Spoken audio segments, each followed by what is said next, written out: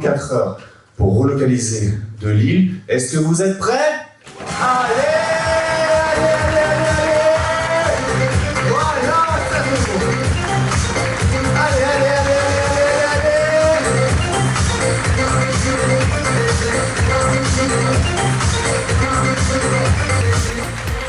Super, merci beaucoup, ça fait plaisir. C'est ça, cette énergie qu'on veut, et vous allez voir, ça va nous faire du bien tout au long de ces 24 heures. Je n'en dis pas plus, mais juste avant de rentrer dans le vif du sujet, je vais vous demander d'accueillir celle sans qui tout ça n'aurait jamais vu le jour, puisque c'est la mère des 24 heures pour relocaliser. Je vais vous demander de bien vouloir accueillir Karine Guillot, donc, qui est présidente de relocalisation.fr et qui a également initié ce beau projet avec d'autres partenaires. Karine, bonjour. Bonjour, merci à tous. Merci d'abord d'être venus si nombreux, on attend encore du monde. Effectivement, tout cela n'aurait jamais été possible sans nos partenaires, donc merci à la CCI, merci à Junia, merci à la région, merci à tous ceux qui nous aident tous les jours et qui croient en la cause des relocalisations. Vous l'avez vu, les relocalisations, tout le monde en parle, de plus en plus. La question, et c'est le titre de la conférence, comment faire? Comment faire pour faire en sorte que nous puissions relocaliser avec succès tous ces biens que nous consommons et dont nous dépendons. Mais plutôt que de vous parler comment faire, et parce qu'on a des intervenants qui vont le faire à très juste titre, moi j'aimerais vous parler du pourquoi le faire. Pourquoi relocaliser est aujourd'hui non pas une option, mais en réalité une obligation. Pourquoi relocaliser, c'est finalement la seule solution pour nous. Alors, pour ça, je voudrais repartir un peu en arrière et vous donner quelques chiffres, et notamment les raisons de la naissance de relocalisation.fr. Comme vous tous, comme vous l'avez tous vécu, on a eu une sorte d'électrochoc pendant la crise sanitaire. Et nous, on a voulu comprendre, finalement, les membres créateurs de relocalisation.fr ont voulu comprendre quel était l'état de vulnérabilité de la France. Et donc, pour cela, nous sommes allés trouver la vérité dans les bases de données des douanes françaises, qui, en les investiguant, ont montré que, si vous voulez, pour vous donner des chiffres, sur les 600 milliards d'euros que nous réalisons d'importation chaque année, la moitié environ sont des produits manufacturés, et donc 300 milliards d'euros. Et sur ces 300 milliards d'euros, environ un quart peuvent être considérés comme ce qu'on appelle des produits vulnérables, c'est-à-dire des produits pour lesquels nous sommes complètement sous dépendance, sous perfusion, je dirais presque ce terme de perfusion de l'Asie. Et vous comprenez donc le risque que cela représente pour nous, on l'a vu pour les masques, les tests, les respirateurs, mais le risque c'est que cela nous arrive pour d'autres produits. Alors vous pourriez nous dire, bon, finalement on a très bien vécu de la mondialisation et puis c'était juste une crise anecdotique. Alors je pourrais partager votre avis si je méconnaissais quelques éléments de géopolitique que j'aimerais vous apporter. Le plus important, il me semble, c'est de comprendre la stratégie industrielle de notre fournisseur principal. Quand vous avez compris que la Chine a d'énormes challenges démographiques à relever, et le principal étant que d'ici 2050, la Chine va perdre 50% de sa population active, vous comprenez tout de suite que le modèle dans lequel nous sommes et dont nous bénéficions ne va pas perdurer longtemps. Aujourd'hui, la Chine, vous le savez peut-être, mais la Chine est en train de délocaliser. Elle ferme des usines puisque sa population active ne veut plus y travailler. Donc, elle est soumise au même challenge que nous, mais évidemment, elle se servira en premier. Donc, si vous voulez, quand on a conscience de ça, on sait que non seulement notre état de vulnérabilité est très important, mais qu'en plus, nos fournisseurs ne vont pas continuer à nous alimenter comme ils l'ont fait depuis ces 30 dernières années. Alors ça, c'est évidemment un premier problème qu'il faut évidemment traiter. Donc vous voyez, la relocalisation, c'est très lié à la souveraineté de la nation. Parce que si nous sommes un pays vulnérable, nous sommes un pays non souverain et nous ne comptons plus sur la scène internationale. Alors comment faire pour relocaliser maintenant ? Alors évidemment, on va vous apporter des solutions très pratiques et encore une fois, je remercie les intervenants de vous dire comment il faut faire. Mais surtout, je pense que pour relocaliser, il faut vraiment lutter contre nos vieux démons. Premier démon, je dirais, c'est cette opposition permanente entre ce qu'on appelle des industries de pointe, innovantes, d'une part, et l'industrie manufacturière, d'autre part. Donc on a tendance à dire l'industrie manufacturière, c'est du passé, ne nous consacrons qu'à l'innovation à l'industrie de pointe. Alors je suis d'autant plus heureuse que nous soyons aujourd'hui dans une école, un groupement d'ingénieurs, parce que l'analyse qu'on pourrait porter et que d'autres pays ont portée, c'est que cette analyse est fausse. Je m'explique. Ces deux types d'industrie, industrie de pointe et industrie manufacturière, en réalité doivent marcher main dans la main, l'une avec l'autre. Et je vais vous donner un exemple pour vous en convaincre. Aujourd'hui, on fait de la recherche très pointue sur la coloration naturelle des textiles. C'est l'avenir. Il faut à tout prix pousser ces nouvelles technologies. Mais vous vous rendiez bien compte que si notre industrie manufacturière textile ou de la confection est elle-même trop faible, les innovations que nous finançons et que nous poussons ne pourront pas s'appliquer. Et donc, le produit de l'innovation ira ailleurs, et donc pas en France. Et donc, nous allons perdre toute la R&D que nous sommes en train de faire. Donc, cessons d'opposer industrie dite d'avenir et industrie manufacturière, faisons-les marcher main dans la main ensemble. Deuxième démon, et pour cela, je suis sûre que vous en serez convaincus, il faut à tout prix sortir du modèle de l'ultra-consumérisme dans lequel nous sommes depuis une vingtaine d'années. Le consommateur est prêt. Aujourd'hui, à défaut d'acheter de la qualité, nous achetons de la quantité. Et c'est de la folie. Il faut à tout prix acheter de la quantité. Revenons vers du bon sens. Arrêtons de gaspiller. Le consommateur y est prêt, et je pense qu'aujourd'hui, nous avons cet exemple avec des distributeurs qui sont ici et qui vont nous montrer qu'eux aussi peuvent tout à fait s'engager dans cette démarche. Vous voyez donc aujourd'hui, la question de la relocalisation, c'est bien plus en réalité qu'une question économique. C'est bien plus qu'une sécurisation des approvisionnements. Vous le voyez, c'est une question politique, c'est une question sociétale, et c'est véritablement la question de l'avenir de notre pays.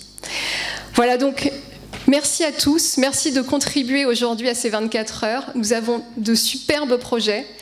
J'espère vraiment qu'ils verront le jour, j'y crois très fort. D'ailleurs, le premier exercice que nous avons mené à Rouen a été très concluant. Sur les 6 projets, 2 sont déjà relocalisés. Donc continuons ainsi, nous allons continuer notre tour de France des relocalisations. Et donc, comme je vous l'avais dit, nous allons commencer cette opération par des conférences. Voilà, donc merci à tous, merci beaucoup pour votre participation et surtout, relocalisons. Un grand merci à toi, Karine. Effectivement, donc, juste avant, on va continuer quand même pour remercier nos partenaires. Effectivement, donc, comme vous l'avez constaté, nous avons la chance de bénéficier de ce magnifique amphithéâtre. Et donc, je vous demande de bien vouloir accueillir, je me trompe de bouton, le président de Junia, qui a bien accepté de nous accueillir, justement. Amaury Flotta, venez à moi et je vous demandais de l'applaudir. Bonjour à tous. Écoutez, d'abord, c'est un plaisir de pouvoir vous accueillir, de pouvoir accueillir Karine, le projet, l'équipe et un si bel engagement dans cette école de Junia qui fait partie de l'Université catholique de Lille. Je ne sais pas si une personne de la Cato parlera après ou si je parle au nom des deux. J'ai vu que le logo de la Cato était également partenaire. Vous êtes chez vous. On m'a dit tout à l'heure, merci, vous nous recevez chez vous. Non, non, vous êtes chez vous. La Cato, le Junia, est un bien commun, c'est un vieux bien commun, c'est une vieille dame qui a été créée en 1885 avec une école qui s'appelait HEI, qui était une émanation de la faculté des sciences de la Cato.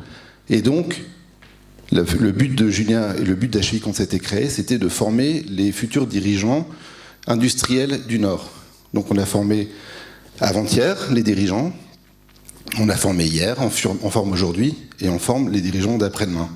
Et les dirigeants d'après-demain, Junia, c'est une école des transitions, de la transition énergétique et industrielle, et on est au cœur de ce projet. On est au cœur de la relocalisation.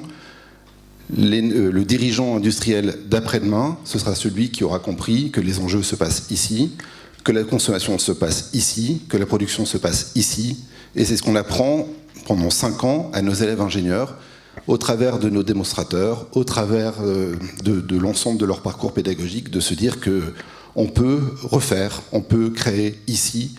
Il faut arrêter de délocaliser, il faut arrêter de surconsommer. Et là, je mets une autre casquette et je suis très fier également de faire partie du conseil de Jules, qui a dit tous les jours consommer mieux, consommer moins, qui a permis de relocaliser dans les Hauts-de-France une usine de jeans avec Fashion Cube. Et ça, c'est une fierté locale et c'est l'enjeu de nos écoles. Quand vous disiez, il ne faut pas qu'on oppose l'industrie, la recherche de pointe, on est tout à fait d'accord. Et c'est totalement la stratégie de Junia. C'est-à-dire que, bien sûr qu'il faut pouvoir penser loin, mais il faut pouvoir aussi accompagner le quotidien et accompagner la réalisation des projets et de nos plus belles recherches. Je vais prendre un exemple.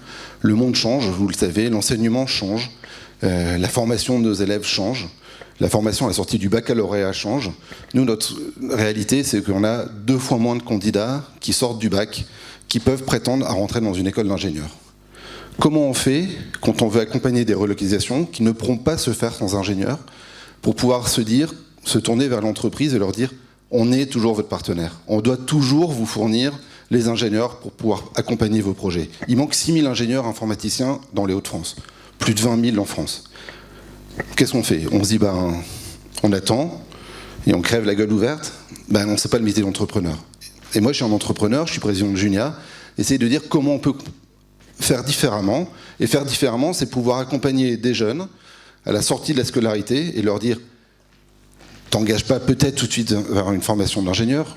C'est peut-être trop long. Quand on se met à courir, on ne court pas tout de suite un marathon. On commence par un 5, puis un 10, puis un SMI, puis après on fait un marathon. Viens passer un bac+2 chez nous. Et puis peut-être après ton bachelor, et puis après ton master, et puis on signera peut-être par un parcours d'ingénieur. Mais en tout cas, ces jeunes-là, tout au long de leur scolarité, et même si ça va être au bout de 3 ans, ils doivent être les chevilles pour permettre la relocalisation. Donc être présent à vos côtés, pouvoir avoir l'honneur de voir Junia et de voir l'Université catholique accueillir un si bel événement, ça a tout le sens. Et on vous soutient, et merci d'être venu à Lille. Un grand merci à Amaury. Merci beaucoup. Bien, je vais vous demander de bien vouloir accueillir un 3e partenaire, on va éviter le Larsen. David Bruxelles, donc directeur général CCI Hauts-de-France. David, bienvenue, je vous donne le micro. Merci, merci en tout cas Karine de nous avoir passé un petit coup de fil il y a 1 an maintenant. Un jour, je reçois un coup de fil du conseil régional du cabinet de Xavier Bertrand qui me dit il y a un truc qui a l'air bien, qui s'est tenu à Rouen, il cherche à faire un tour de France. Est-ce que ça se ferait pas à Lille, un truc comme ça, ou en tout cas dans les Hauts-de-France? Et on a dit, parce qu'on est une terre d'entrepreneurs, on a dit immédiatement, mais bien sûr. Après, on s'est dit maintenant, il faut trouver un lieu. Alors un lieu emblématique, un lieu qui va mixer des jeunes, des moins jeunes, des chefs d'entreprise. On s'est dit, évidemment, on va appeler Amaury. Puis Amaury, tout de suite, a dit oui. Ça veut dire quoi? Ça veut dire qu'ici, on est dans une région où on dit oui. On est dans une région où on avance, on est dans une région où on n'a pas peur de défricher, d'ouvrir des portes, d'essayer d'aller vite et d'innover. Alors on est sur un sujet qui est très important, la relocalisation. Qu'est-ce que ça veut dire? Ça veut dire qu'on est sur un mouvement de fond, c'est évident. On va revenir sur les questions de souveraineté qui sont absolument essentielles aujourd'hui dans le monde dans lequel on vit. J'en profite pour excuser l'absence plus exactement de Philippe Ourdin, le président de la CCI de région, qui est retenu sur un sujet majeur aujourd'hui, qui est la crise énergétique pour les entreprises. Et on voit bien que toutes les crises qu'on est en train de traverser nous amènent à nous reposer des questions de produire en France. Alors pourquoi produire en France? Déjà pour une raison toute simple, c'est qu'il y a une demande. La demande, elle est évidente. Il y a une étude nationale qui a montré quoi, très récemment, il y a quelques mois, que 3 Français sur 4 sont prêts à acheter français, même en payant plus cher. Que 9 Français sur 10 sont prêts, à travers un achat made in France, à soutenir les entreprises françaises. Et en face de ça, on a une 30% de produits manufacturés qui sont produits en France. Vous imaginez le gap qu'on a face à ça. Donc le gap, c'est ça, c'est ce qu'on est en train de faire, c'est notre raison d'être, connecter les entreprises. Moi, je suis très très heureux, déjà, je remercie les entreprises qui ont répondu présent à l'appel, de voir qu'on a des étudiants, de voir qu'on a des concepteurs, qu'on a des distributeurs, qu'on a des fabricants, et tout ça qui vont travailler pendant 24 heures avec des pizzas et du coca, si je comprends bien, made in Hauts-de-France, j'espère, pour innover, inventer et faire en sorte que les Hauts-de-France se développent. Je ne vais pas être trop long, simplement pour vous dire que nous, CCI, on est extrêmement engagés sur ces sujets-là, à travers plusieurs actions. La première, sur cette opération, je crois qu'il y a 2 coachs de la CCI qui vont accompagner des groupes. On aura également un prix CCI à travers un accompagnement dans une dynamique qu'on appelle REV 3, le développement durable, parce que relocaliser, c'est également répondre à la question environnementale, c'est moins de carbone, c'est plus de proximité, c'est plus de circuits courts. Donc je veux dire, c'est tous les sujets qu'on embrasse aujourd'hui partout dans le monde. Donc l'enjeu, il est évident. Nous, on est très très mobilisés. Et derrière, n'hésitez pas à venir nous voir parce qu'on a pas mal de solutions d'accompagnement de l'entreprise depuis la création. Juste un petit chiffre, on n'a jamais créé autant d'entreprises dans les Hauts-de-France que depuis ces dernières années. Habituellement, on crée environ 30 000 entreprises chaque année dans les Hauts-de-France. L'année dernière, c'est 62 000 entreprises qu'on a créées, 2 fois plus que le standard commun. Ça veut dire que la création d'entreprises, le développement de l'entreprise est au cœur des préoccupations dans cette région. Et je terminerai simplement pour dire également que pour développer une entreprise, il faut des installations, du foncier. Nous, à la CCI, on est également un aménageur foncier. On dispose d'entrepôts, de bâtiments, de tertiaires donc, où on peut les monter. Donc n'hésitez pas à venir nous voir si, après 24 heures, vous avez un projet de développement et que vous cherchez des locaux un peu partout dans la région. Merci, bon 24 heures et surtout, on y va. Merci David. Bien, donc merci, un doublement et grand merci pour ces propos introductifs. Effectivement, ça donne le ton et ça donne envie surtout. Donc, comme Karine l'a annoncé, on a souhaité, avant de commencer officiellement le hackathon et les 24 heures, c'est de vous donner un peu de la matière à réfléchir, pour avoir des retours d'expérience, pour comprendre ce que a dit Karine sur l'importance, sur le fait de comprendre que c'est maintenant la relocalisation, que ça peut se faire, que ça se fait, qu'il y en a qui ont réussi. Donc, on va vous proposer un ensemble de retours d'expérience autour de 4 grandes thématiques, on va dire. Pourquoi relocaliser? Comment relocaliser? Quels sont les facteurs clés de succès dans la relation distributeur, fournisseur, fabricant? Et enfin, en quoi l'industrie 4.0 peut favoriser la relocalisation et la création d'emplois? On n'a pas souhaité non plus avoir un format trop lourd, donc on va vous proposer des conférences d'une vingtaine de minutes, avec 5-10 minutes d'intervention des intervenants, et surtout après on vous donnera la possibilité de réagir. On pourra vous amener le micro dans la salle pour que vous puissiez poser des questions, donc n'hésitez pas à abuser nos intervenants en les questionnant autant que vous pouvez. Et voilà. Donc,